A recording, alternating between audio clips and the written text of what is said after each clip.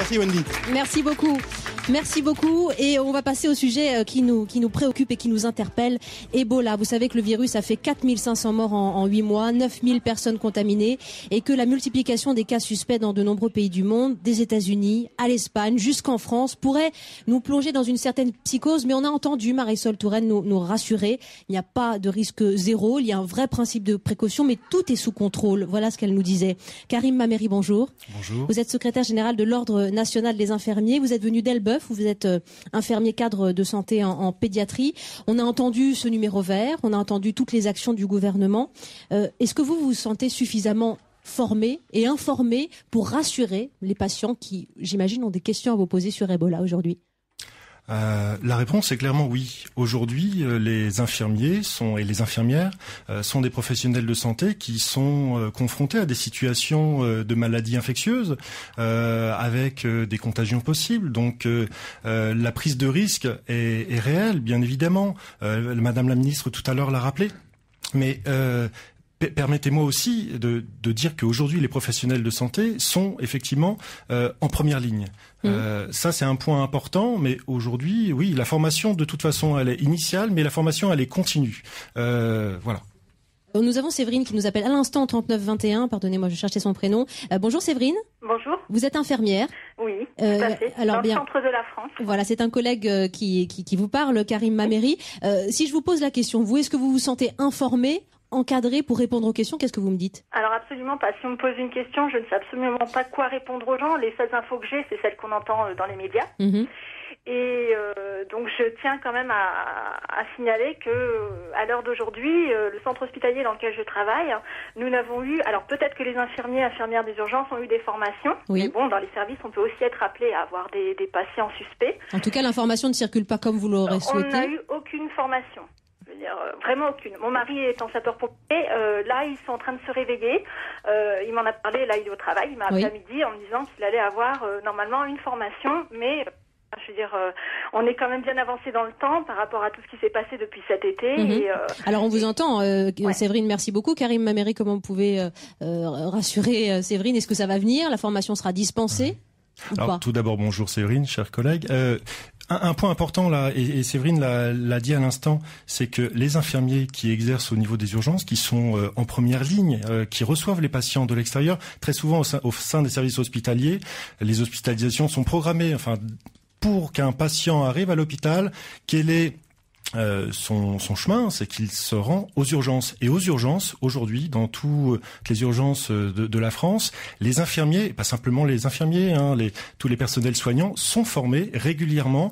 Il y a aussi des formations spécifiques aux risques biologiques, avec des combinaisons spéciales, les fameuses combinaisons de cosmonautes qu'on a pu voir là actuellement dans les médias. Aujourd'hui, l'information et la formation est réelle et elle est dispensée là où les patients susceptibles d'être dans les endroits névralgiques.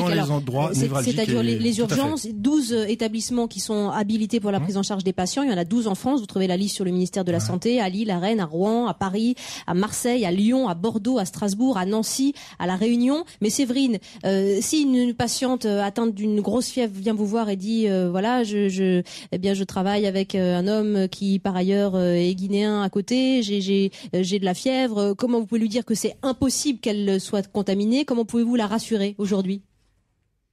Séverine, vous êtes là toujours? Non, Séverine a raccroché. Alors Karim Mameri répondait à sa place. Parce que attention à l'ostracisme. Attention à l'ostracisme. Enfin là, vous évoquiez la situation d'un homme guinéen. Écoutez, un homme guinéen. Et alors? Aujourd'hui, on l'a vu aux États-Unis, il y a parfois quelques dérapages. Qu'est-ce qui se passe aux urgences? Premièrement, l'infirmière d'accueil reçoit le patient.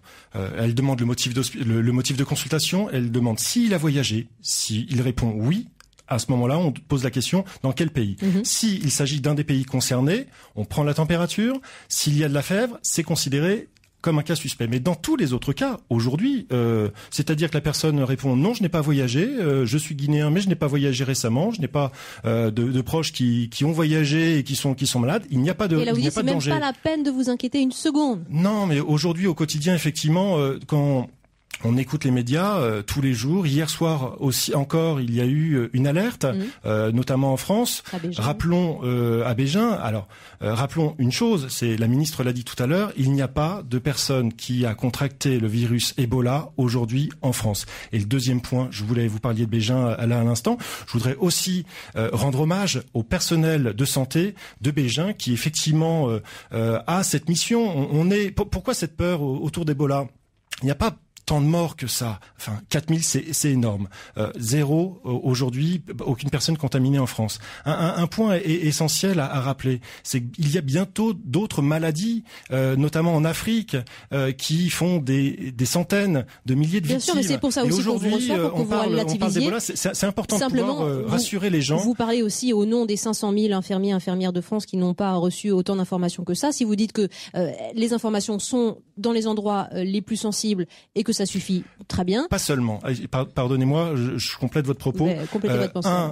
Évidemment, aux urgences, il y a des formations spécifiques. Mais deux, notamment cet été, dès le mois d'août, le Conseil de l'Ordre des infirmiers a envoyé plusieurs centaines de milliers d'emails aux infirmiers et on l'a refait là pas plus tard qu'avant-hier, où on a relancé une campagne d'information par mail et par SMS pour l'ensemble des infirmiers. Les caisses primaires d'assurance maladie l'ont également fait, parce que ça touche aussi, les professionnels de santé. Donc le dispositif est sous contrôle. Le dispositif est aujourd'hui sous contrôle, oui. Vous êtes avec nous, secrétaire général de l'Ordre national des infirmiers, Karim Mameri. Nous avons des questions en studio. Mademoiselle, bonjour. Bonjour monsieur. Bonjour. Oui, je voulais vous dire, on dit qu'il ne faut pas s'inquiéter sur cette épidémie, mais quand on voit la propagation de la maladie, et même quand on regarde dans nos pays voisins la maladie, quand même, on en parle beaucoup ces derniers temps, vous êtes sûr qu'il n'y a vraiment aucune raison de s'inquiéter ? Sûr qu'il n'y a aucune raison de s'inquiéter. Moi, je dirais qu'aujourd'hui, on a un bon système de santé en France. Pourquoi ? Parce que aujourd'hui, il n'y a pas de malades, de personnes malades d'Ebola aujourd'hui en France. Et je vous donnais l'exemple là à l'instant. Un patient qui arrive aux urgences, il est bien pris en charge. Et si un patient est considéré comme un cas suspect, à ce moment-là, il sera isolé et tout de suite, ce sera le centre 15 qui gérera la situation et qui transférera ce malade dans des services spécialisés où tout est organisé. Je suis près de Rouen. Oui. J'habite près de Rouen. Il y a justement, comme vous l'indiquiez, un secteur où il y a déjà des lits et une équipe qui est prête à recevoir des malades. Donc, au CHU. CHU de Rouen. Nous avons Jacques qui nous écrit de Marseille sur Europe1.fr. Allez-vous être mobilisés dans les aéroports ? Les infirmiers ? Oui. Non, il y a du personnel infirmier d'ailleurs dans les aéroports actuellement, qui travaille. Il y a un service de santé, mais pas spécifiquement. Là, Madame la ministre va à l'aéroport, va vérifier, en tout cas, voir un petit peu comment se met en place le dispositif de prise de température. Mais ça c'est un élément de plus. Mais aujourd'hui, la formation, ce n'est pas ça. Nous avons Alexis qui nous appelle de l'Aube et qui veut vous interroger sur la formation et l'information des personnels médicaux au sujet d'Ebola. Bonjour Alexis. Bonjour. Bonjour, et bien vous écoute. Bonjour. La contamination de l'aide-soignante espagnole par Ebola révèle quand même a priori de graves manquements aux règles de sécurité élémentaire. Apparemment en France, c'est seulement 12 hôpitaux qui ont été accrédités à recevoir des cas suspectés ou avérés de virus. Absolument. Est-ce que c'est vraiment assez, vous pensez, en cas d'épidémie plus grave ? Alors, en cas d'épidémie plus grave, aujourd'hui, il n'y a pas d'épidémie en France. Je tiens à rappeler quand même, je lisais l'édito de Libé ce matin, où l'éditorialiste évoquait une certaine indécence. Je le qualifierais pas ainsi. Indécence parce que pratiquement 5000 morts en Afrique, voilà. 3 morts en Europe, 1 décès aux États-Unis et on est dans la psychose. Tout à fait. Bon, on relativise vraiment grandement depuis le début sur Europe. Tout à fait. Après, ce qui est important, et je pense aussi l'action qui a été menée par le gouvernement et notamment par le président de la République, il a souhaité mettre en place, là, je crois, dans les semaines qui viennent, avec l'EPRUS, donc une réserve sanitaire, des professionnels de santé qui vont aller en Guinée et qui vont installer, je crois, un hôpital de 50 lits à peu près pour quelques semaines. Là, je pense qu'effectivement, il y a une véritable inquiétude et des actions des professionnels de santé qui sont formés. Les infirmières aujourd'hui sont compétentes en France et d'ailleurs, elles vont à l'étranger. La personne qui était malade initialement à Bégin, c'était une consoeur qui revenait d'une mission humanitaire, qui a fait formidablement son boulot.